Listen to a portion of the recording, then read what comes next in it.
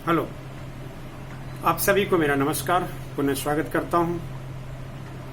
एक बहुत ही प्रचलित कहावत है कि हर लगन ने फिटकरी माल बने चोखा, फिर तो होगा धोखा। और ऐसे ही एक धोखा है प्लासी का युद्ध, जो आज की टॉपिक है।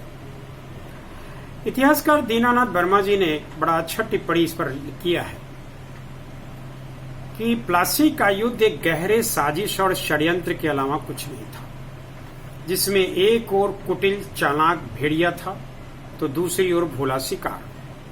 इसमें अदूरदर्शिता की हार हुई और कुटिलता की जीत हुई। यदि इसे युद्ध कहा जाए तो युद्ध का प्रदर्शन तो था, पर युद्ध जिसे कहते हैं ऐसा यहाँ कुछ हुआ ही नहीं, जैसा कि प्लासी के युद्ध में कहा जाता है। ये कहना है डॉक्टर दीनानाथ वर्मा जी का। बात बिल्कुल सही है। समय है 23 जून 1757। स्थान है बिहार में नदिया जिले में एक छोटा सा गांव है प्लासी, जो गंगा के किनारे है। और इसी प्लासी, जो कि आम का बगीचा, आम्रकुंज कहते हैं वहां की जगह को, यह युद्ध लड़ा गया था। समय है 23 जून 1757। इसमें एक ओर क्लाइव था और दूसरी ओर बंगाल के तत्कालीन नवाब सिराजुद्दौला। कहने को तो दो अलग अलग पक्ष और विपक्ष युद्ध के मैदान में आए, मगर सिराजुद्दौला के तरफ से आने वाले कुछ गद्दारों की सूची भी सुन लीजिए। इसमें मीर जाफर था, राय दुर्लभ था और यार लतीफ था। इनके अधीन जो सेना थी वो बिक चुकी थी। उसके बाद मोहनलाल और मीर मदान भी थे, जो नवाब के प्रति स्वामी भक्त थे। अब आइए दोनों पोजीशंस को लेते हैं। अंग्रेजों की तरफ से मात्र 3200 सैनिक थे, जिसमें 1100 ही यूरोपीय थे, बाकी 2100 भारतीय सिपाही थे। कुल मिला के 3200 सेना लेकर के क्लाइव आया। दूसरी ओर सिराजुद्दौला के पास कुल 45 से 50 हजार सेना थे। अब कितना हास्यास्पद लगेगा कि 3200 की सेना 50,000 की सेना पर भारी पड़ा, पर हुआ और ऐसा ही हुआ। क्योंकि जैसे ही 23 जून को युद्ध सुबह 9 बजे प्रारंभ हुआ, 2 बजे तक रिजल्ट आ गया। क्योंकि जब सेनापति के नेतृत्व में मीर मदान युद्ध करते हुए शहीद हो गया, वो देशभक्त था। मोहनलाल देशभक्त था। इन्हीं दोनों ने तो युद्ध ही किया। उसके बाद सिराजुद्दौला ने मीर जाफर से कहा कि ऐसी स्थिति में युद्ध को एक साथ आगे बढ़ने का आदेश करें, यानी अपने सेनाओं को आगे बढ़ने का आदेश दें। गद्दार मीर जाफर, जो पहले से बिका हुआ था, उसने सलाह दिया कि आप मुर्शिदाबाद लौट जाइए, बाकी मैं देख लूंगा। उसकी बात मान करके मुर्शिदाबाद जाने की सोच ही रहे थे कि मीर जाफर का पुत्र मीरन ने सिराजुद्दौला की पटना के पास हत्या कर दी, भागते हुए। यानी युद्ध का परिणाम युद्ध के पहले ही निश्चित था। 2 बजते बजते युद्ध अंग्रेजों के विजय के रूप में परिणित हो गया। इसे हम इतिहास में प्लासी का युद्ध कहते हैं, जिसमें कि अंग्रेजों की तरफ से मात्र 65 लोग मारे गए और नवाब की तरफ से 500 सेना शहीद हो गया। इसे इतिहास में प्लासी युद्ध के नाम से हम पढ़ते पढ़ाते चले आए हैं। अब आइए देखते हैं इसके कुछ रिजल्ट क्या होते हैं। इस युद्ध के 5 दिन के बाद, यानी कि 28 जून 1757 को मीर जाफर बड़ी धूमधाम से बंगाल का नवाब बना दिया जाता है। वो कठपुतली नवाब है, क्योंकि उसका रिमोट कंट्रोल अंग्रेजों के पास है। वो जब जो चाहे वो चैनल बदले।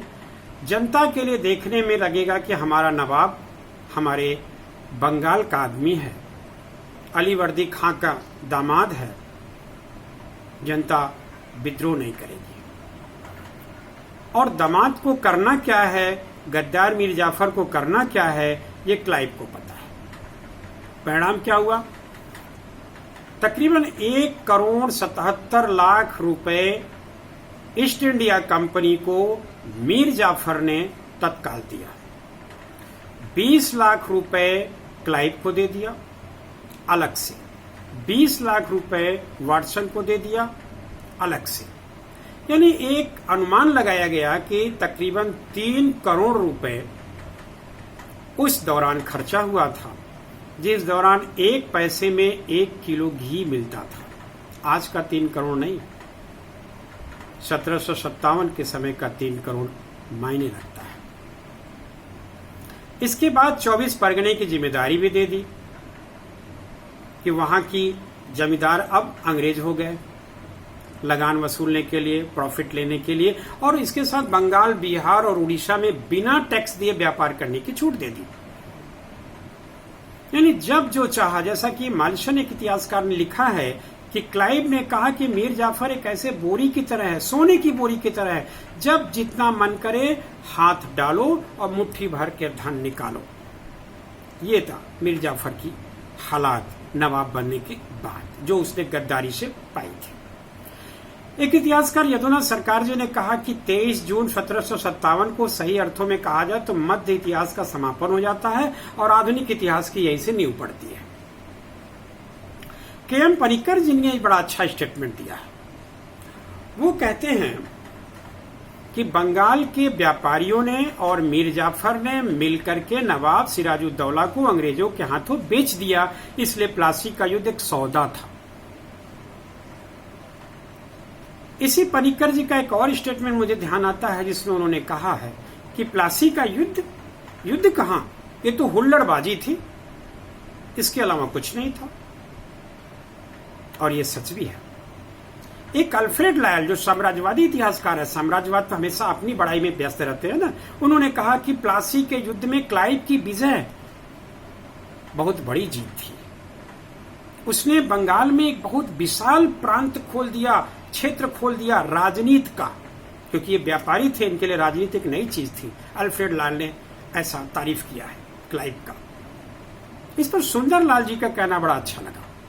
सुंदरलाल जी ने कहा कि ये क्लाइव जब ब्रिटेन गया और वहां के संसद के सामने अपनी गद्दारी की बात, गद्दारी का सेंस, उसने अमित चंद्र को एक जाली दस्तखत वाटसन का बना करके दिया था और विश्वास में लेकर के युद्ध को फलीभूत किया था। कैसे किसको मिलाया, कैसे छल कपट किया,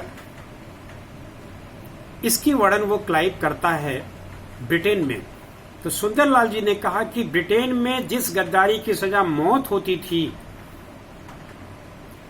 उसी ब्रिटेन में क्लाइव द्वारा संसद के सामने अपनी बात रखने पर उसे मौत की सजा नहीं बल्कि लॉर्ड की उपाधि दे दी गई। यानी कि भारत के संदर्भ में ब्रिटेन की नजरिया बिल्कुल अलग, ऐसा सुंदरलाल जी ने कहा और सही कहा। सही अर्थों में देखा जाए तो प्लासी का युद्ध वास्तव में युद्ध नाम की कोई ऐसी चीज नहीं थी जिसमें बहुत बड़ी क्षति हो। मालिशन ने कहा कि इतने कम क्षति में इतना बड़ा परिणाम लाने वाला इतिहास में कोई युद्ध नहीं, कोई घटना नहीं। परिणाम ये लाया कि यहीं से बंगाल में अंग्रेजों का प्रवेश होता है, उसके खजाने पर, जिसका प्रयोग वो दक्षिण भारत में कर्नाटक में चल रहे तृतीय युद्ध में प्रयोग करते हैं। परिणाम स्वरूप 1757 के बाद 1758, 59, 60, 1760 में बांडीवास युद्ध में फ्रांसीसियों को पराजित भी करते हैं और निष्कंटक रूप से यूरोपियन में सबसे ज्यादा विजयी अंग्रेज बनकर के भारत को 190 साल तक गुलाम बनाकर रखने की अपनी जमीन तैयार करते हैं। उसके लिए जो खाद पानी रूपी धन की जरूरत थी वो बंगाल से ही मिला और इसी प्लासी युद्ध से ही मिला। अब आप सोचिए कि कोई 3200 सेना लेकर के आए और बंगाल में 50,000 सैनिकों के सामने वो जीत हासिल कर ले। और कहने को तो यहाँ तक भी कुछ इतिहासकार कहते हैं कि जब उसकी विजय जुलूस निकाली जा रही थी तो बंगाल की जनता ताली बजा रही थी। क्यों? क्योंकि उसे लगा कि मीर जाफर अच्छा नवाब बनेगा, क्योंकि सिराजुद्दौला की छवि थोड़ी क्रूर में थी, बिलासी में थी, उसको जनता पसंद नहीं करता था। पर उसके अंदर की छल कपट की भान मासूम जनता को भी नहीं था, जिसका परिणाम आने वाले क्षेत्रों में आने वाले समय में देखने को मिला। तो इसी के साथ हम इक्लासी का युद्ध, ये वास्तव में युद्ध था नहीं, ये छल था, ये धोखा था और धोखे पर रखी गई भारत के गुलामी की पहली ईंट 190 साल तक मंजिल दर मंजिल बनती चली गई, जिसकी एक एक ईंट दरकाने में हमारे देश के देशभक्त क्रांतिवीरों को अपनी शहादत देनी पड़ी, कुछ गद्दारों के निजी स्वार्थ के कारण। Thank you very much. नमस्कार।